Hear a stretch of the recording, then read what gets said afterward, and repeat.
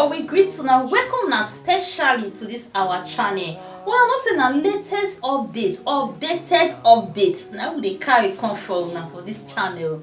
So abeg, if una never subscribe to our YouTube channel, make una rush now go subscribe and make una turn on the notification bell so that anytime we like say we drop updates, una go dey notified.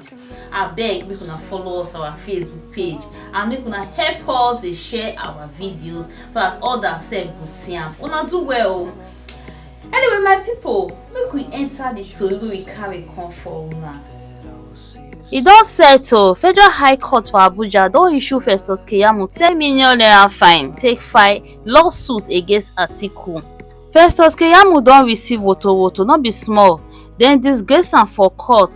Court don order make e pay 10 million to Atiku and ICPC wey e take file ogbubuyeye lawsuit against Atiku wey be the PDP presidential candidate.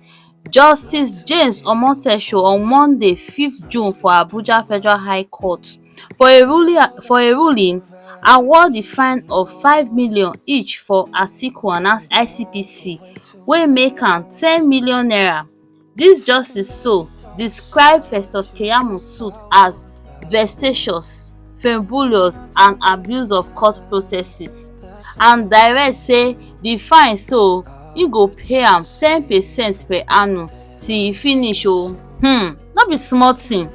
Na June last year or so Keyamo file dis lawsuit against Atiku say make EFCC and others make dem prosecute Atiku, claim say Atiku move plenty bar when e dey power and say due to that e no dey qualified to participate for dis past presidential election Atiku no rest e react sharply with the help of im lawyers dem.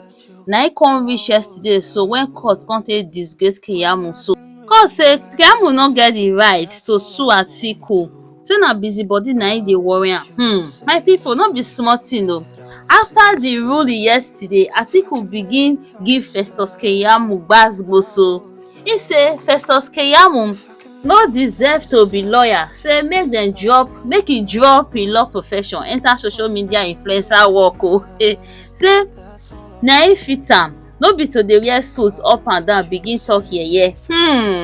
Anyway, my people, na the update wey we carry come for una this time be this. Make una drop una comment how una see am, how una reason am, and make una no forget to like and share. Una do well. See you all in our next video.